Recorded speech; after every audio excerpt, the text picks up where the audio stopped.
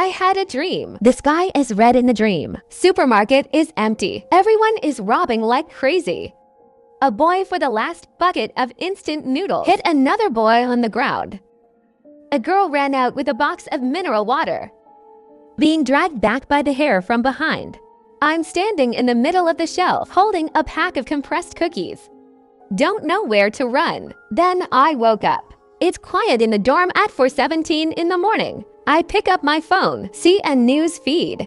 Observatory warning. A rare astronomical phenomenon will occur today. Citizens, please don't panic. I didn't take it seriously. Roll over and go back to sleep. It was 7 a.m. when I woke up. Fried in the dormitory group. Look out the window. I opened the curtains. The whole person was stunned. The sky is red, not the gentle orange of the sunset. Thick as blood, dark red with low pressure. The sun is gone. The cloud is gone. The whole sky seems to have been splashed with a layer of paint. The phone starts to push like crazy. Not just our city, all over the world. Everywhere the sky turned red. Experts explain on various platforms. It is said that the sun is going to refract the atmosphere, a once-in-a-century wonder, but no one believes, because the signal is starting to cut off. First unstable and then completely out of the internet. In the end, I couldn't even make a phone call. In the dormitory. 3 are crying. 1 is scolding. I'm the one who scolded. My name is Jane, sophomore year, an ordinary girl. Moderate grade, medium looking, medium personality. The only thing not medium is my sixth sense. My mom said I was born special. When I was a child, she could hear from the sound of my crying. Hear if it will rain the next day. I don't really believe this, but this morning I believed. Because of that dream, details are getting clearer. In my dream, I was standing in front of the shelves in the school supermarket. The time is 3 p.m. The supermarket is full of people. Everyone is robbing. Food on the shelf with the naked eye. Visible speed disappears. I grabbed a pack of cookies, but got knocked over. Cookies are crushed. I can't stand up when my knee hurts on the shelf. Then I woke up. The second time this time I really woke up. I'm sweating. My heart is about to explode. I looked at my phone. 7:13 in the morning from the scene in the dream. Less than 8 hours. I didn't hesitate. I rolled over and got out of bed. Put on your coat and rushed out of the dorm. My roommate called me from behind. I didn't look back. Someone in the hallway is looking out the window. Someone is calling. Someone is still sleeping. I ran down to the 4th floor. Run out of the dormitory. Run through the cafeteria. Run across the basketball court. Ran to the door of the school supermarket. The supermarket just opened. The salesperson is still replenishing the shelves. I rushed in and got the biggest shopping basket. Start loading things in. Instant noodle cookies, ham sausage mineral water, canned bread, chocolate tissue, Band-Aid lighter. Take all the candles you can. The classmate next to me looks at me like a lunatic. Classmate, have you finished buying so much food? I ignored him. The first basket I rushed to the checkout page and pulled out the cash. All cash. This month's living expenses plus next month. $1,002 in total. After paying the money, I carried the things back to the dormitory. Then turned back. Second time, third time. The 4th to the 5th. There's someone else in the supermarket. I'm not the only one. Several people are also stocking up on big and small bags. It's all people who saw that dream or had wrong intuition. Shelves are starting to empty. I picked up speed. What is cheap? What gold to take? Instant noodles whole box and half mineral water whole health. Even the boxes in the corner of the supermarket. Military compressed cookies no one wants. I searched it all. The supermarket manager can't stand it anymore. Come over and stop, my classmate. You can't do this. Others want to buy. I look at her. Seriously, a sentence before 3 p.m. today. Can't sell out of these things. It will never be sold again. She froze. I don't know if she believes it but I don't have time. 12 noon. I finished my last trip to the dorm. The ground is full of supplies, like a small warehouse. My roommates helped me move. They didn't ask me why. Probably because of the color of the sky. Everything has been explained. 2:30 p.m. The sky went from dark red to life and death. There is a strange smell in the air, like burnt wires. The playground is full of people. Everyone is looking up at the photo live broadcast and sending moments. Some people laugh and some people are afraid. Someone excited. Someone is anxious. I stood by the dorm window and watched it all. There is only one thought in mind. I hope my dream is wrong. At 3 o'clock, the sky cracked. Dr. Metaphor is like an eggshell. There's a crack in the middle. A dazzling white light shines through the cracks, then huge.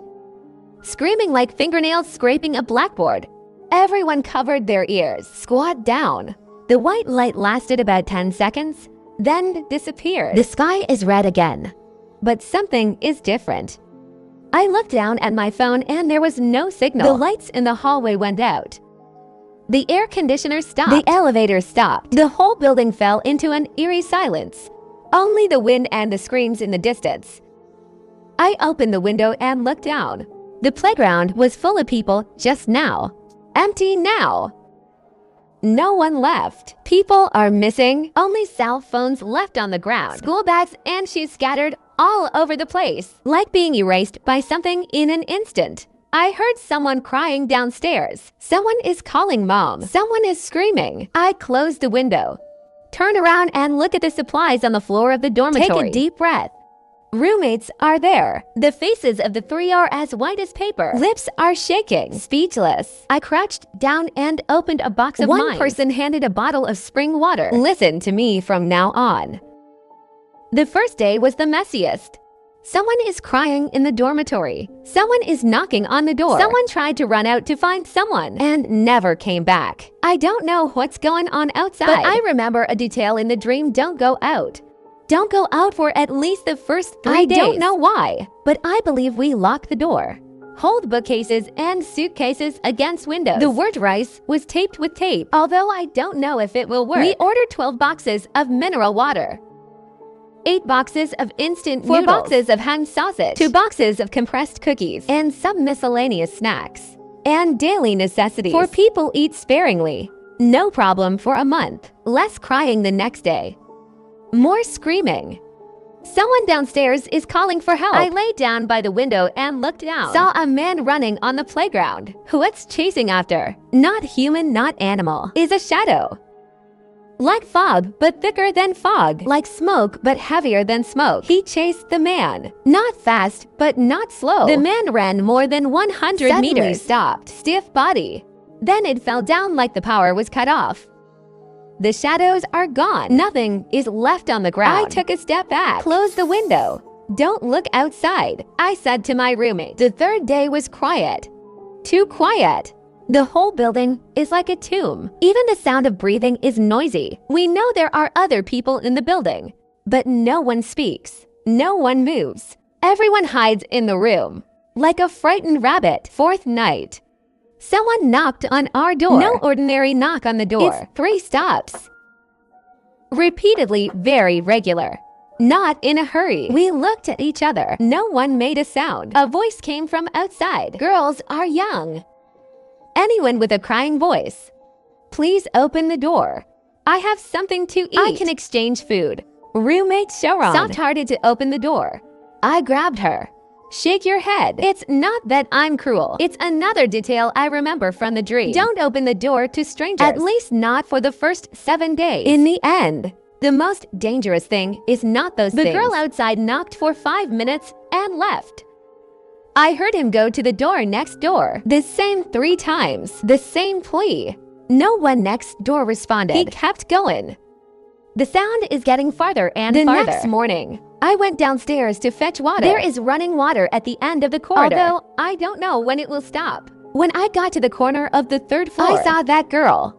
She lay on the ground. There is a deep hole in the neck. The wrinkle has dried up. There is a man squatting next to him. He's rummaging through his backpack. He was stunned when he saw me. Then stand up, holding a utility knife in hand. We looked at each other for 3 seconds. He didn't speak. I didn't speak. He turned away. Go downstairs, and the footsteps are fast. Like running. I stood there and looked at the girl's face. His eyes are open, mouth slightly open as if trying to say something. Before I finished speaking, I bent down and closed his eyes. Then take the bucket and continue downstairs to fetch water. Day 5, day 6. Day 7, new voices every day. New scream. New quiet. Our 4 sisters huddled in the dormitory. I saved hundreds of episodes by one on offline aggregated tablets. Not for entertainment. To get a sound in my ears. Not to be driven crazy by that crash. Day 8 started to change back. The red fades away little by little, like snow washed away by water. Day 9, the sky appears blue. The sun came out on the 10th day. But the world is not the same anymore. When I walked out of the dormitory, the sun stings my eyes. The playground is overgrown with grass. Not ordinary grass. It's a purple glowing grass. The vines still crawling on the wall, like being eroded by time for decades. The car parked at the school gate rusted to scrap iron. There is a huge pit in the middle of the playground, about 20 meters in diameter. Bottomless. The pit mouth is steaming white steam. No body, no blood, no one. As if humans never existed. I squatted on the playground and cried, not because of fear, because I know. Starting today, I have to relearn how to live. The 4 of us decided to go together. Xiaoran, Alan, and Xiao, me. We divide the remaining supplies into 4 parts. On your back, 1 backpack per person, 1 fruit knife per person from the supermarket. I read the guide online. Doomsday survival to go south because of the high temperature in the south. Winter is better. I don't know if this strategy is still useful, but I need a direction. I glanced back as I walked out of the school gate. The teaching building is still there. The dormitory building is still there. The cafeteria is still there. The big banyan tree we're going to take pictures of below when we graduate. Still there, but nothing. I turned my head and walked forward. Walked for about 2 hours. We came to a town. The town is not a main street. 2 rows of shops. Most store doors are open. It was turned over in a mess. We are in a hardware store. Found some hammers and wrenches. Much better than a fruit knife. Found a duffer at a pharmacy. Gauze and some antibiotics. In a clothing store. Found a few jackets and hiking boots. No one in town. No living and no dead. Quiet like a ghost town. We decided to spend the night in town. Chose a hotel on the 2nd floor. The room is clean. The quilt on the bed is neatly folded. Like the waiter just cleaned up. We lock the door. Hold the table. Take turns vigil. It was 2 a.m. when it was my turn. Moonlight from the window. Come in and take a half-dark picture of the room. I'm against the wall, hammer in hand. Listen to the sound of the wind blowing through the street outside. Suddenly, I heard another voice. Light, far, but clear. It was the dog that called and my heart skipped a beat. Not afraid. Is agitated barking means there is something alive. Means the world accepts us. There are other lives. I went to the window and looked out. A yellow dog in the moonlight. Squatting in front of the pharmacy across the street. Raise your head and bark at the moon. He has a collar around his neck. There's a sign on it. It says rhubarb. Do not feed. My tears came down all at once. I opened the window. Whisper rhubarb over here. He saw me. Crooked his head. Then stood up and ran over wagging his tail.